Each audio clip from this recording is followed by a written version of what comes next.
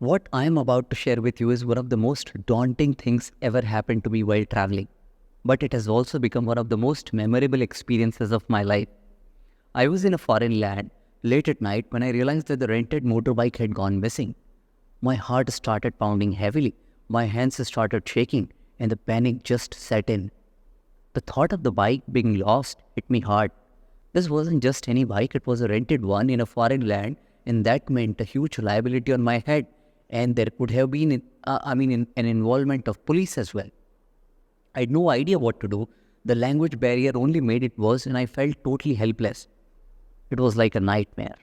I can't express it. But what happened next completely changed my perception about the people of Vietnam. And I want to share this story with everyone so that before you make a visit to Vietnam, you know about the people of Vietnam. It all started in Hoi An, a town next to Da Nang. My wife and I had rented a motorbike in Da Nang.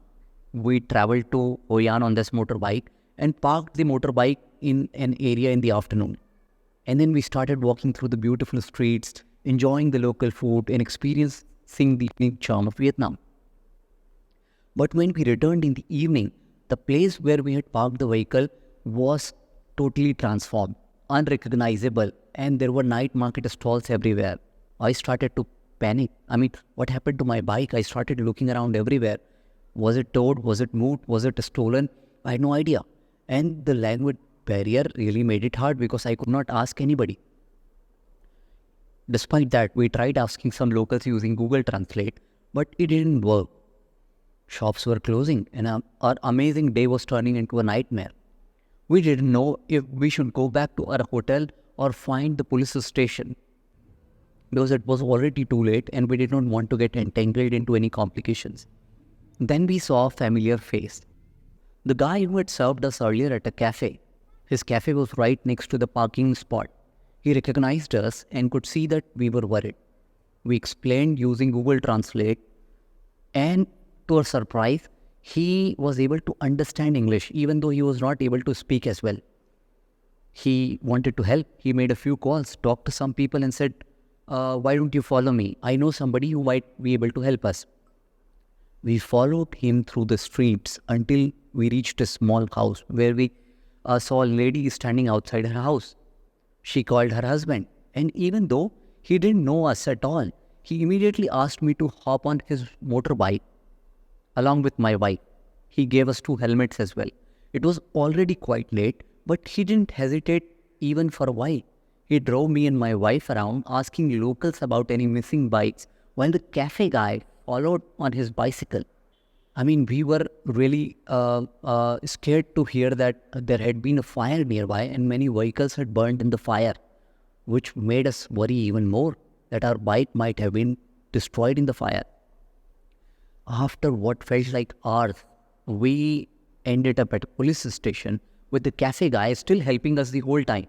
I don't know why was he helping us so much, but any help at that hour was welcome. By now it was already past 11 p.m. and we were in a police station. Honestly, I was scared to shit. I couldn't help but think of all these scam stories I'd heard about Vietnam or read about Vietnam while doing research and planning for Vietnam. But I was totally wrong. The police were very friendly. They made some calls and managed to track down a towed vehicle that matched the description of our bike. The cafe guy spoke to the officers and found out the location where the bike was towed. The police recommended that we go there and identify the bike if it was ours. We reached there, but figured out that the towing guy had already gone to the bed. However, we could see the bike chained there. We were able to identify it. There was a sigh of relief, and but still there was another hurdle to be tackled now. In order to get the bike, we will have to get hold of the towing guy. Somehow, this cafe guy was able to convince him also. Within 15 minutes, the towing guy showed up, unlocked the bike, and we finally took a deep breath of relief. The cafe guy told me that why don't you offer him a small tip because he came out of bed just to help us at this order. I offered him a few dollars and he accepted happily. But when I was about to thank the cafe guy with some money, he refused. saying he was just happy to help and he did not expect anything in return. I wasn't sure how to express my gratitude to him. I promised him that I'll be dropping by next day to his cafe again. We'll sit together, and I wanted to thank him, really thank him. Even when we reached there next day, he refused to take anything from us and even prepared a wonderful vegetarian meal for us, sat with us, shared his life stories, and his kindness was clear in everything he did for us. So he's the one who helped me when I lost my motorbike, and he helped me find it at 11 o'clock in this city called Hoi An. What is your good name, my friend? What's your name? Your name? My name, Tau? Tau? Okay. What's your name? Gaurav. Gaurav. Gaurav. Yeah. And he also runs a restaurant called Baksan Hoi An. Yeah. And it has got wonderful food. I enjoyed every dish that I ordered. So you should come and try it out. Very busy. Very popular. This wasn't just about finding a motorbike, though we wanted to find the motorbike and were really thankful. It was about the incredible kindness of strangers, the kind that gives you hope.